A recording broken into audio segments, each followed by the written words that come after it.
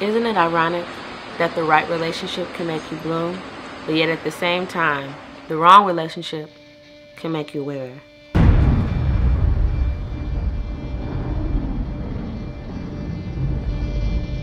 Wounds from a relationship are like gasoline. They feed the fire of insecurity. What made them leave? Why did they cheat? Was it something I did?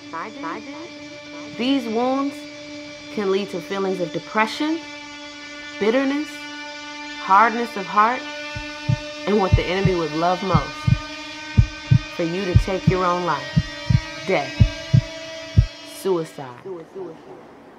But all hope is not lost. Here's my story. So I'm in my last semester of college, finishing up my major. Everything's going good. I'm really excited because I'm about to graduate. You know, things are going really good. Ready for the real world. And you know, at that age, 23, 24, most women, they're ready to get married. That's the next step, right? So here comes this guy. So it was a friend from my childhood, somebody that I knew, somebody that I trusted. So we got back in contact, started talking. So it makes perfect sense.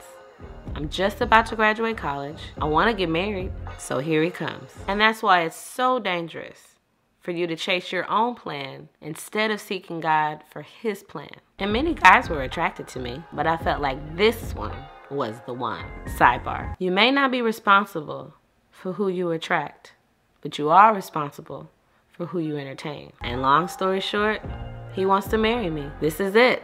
I've met the one. I'm telling my friends, telling all my family, I'm making plans. I'm getting married. I'm so happy. And then, all of a sudden, he disappears. So I'm calling and leaving messages, and message after message after message. And sidebar, if you're calling and he's not calling you back, you're being the chaser, not him. But anyway, I'm calling, leaving messages, and no reply. So the days go by, and the weeks go by, and the months go by, and a whole year goes by. Nothing. I mean, I felt stupid, embarrassed. I told everybody I was getting married. My family, my friends, my professors.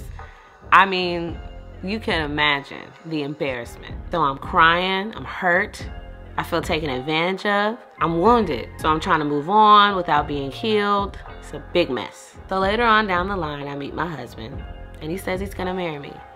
And immediately it triggers that wound. I'm like, yeah, right. You're not gonna marry me. And I would ask him questions like, are you really gonna marry me? Or are you just gonna leave? And he had to tell me, I'm not them. I'm not gonna treat you like that. So I realized I wasn't just wounded in my heart. I was wounded in my mind. And whatever you can't beat in your mind, you can't beat in your life. So the enemy can use people to wound you, but God can use people to restore you. So God used my husband to restore me. But before I met my husband, I was still very active in my local church. I was dedicated to the ministry. I was still doing the things of God. In the midst of my hurt, in the midst of my wounds, I still remained dedicated to the Lord. So I want to encourage you, if you give God your stuff, he'll give you his stuff. So if you give him your problems, he'll give you his solutions.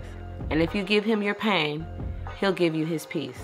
Our God is a healer, and he heals wounds. This is Redefined TV, where we're redefining relationships righteously.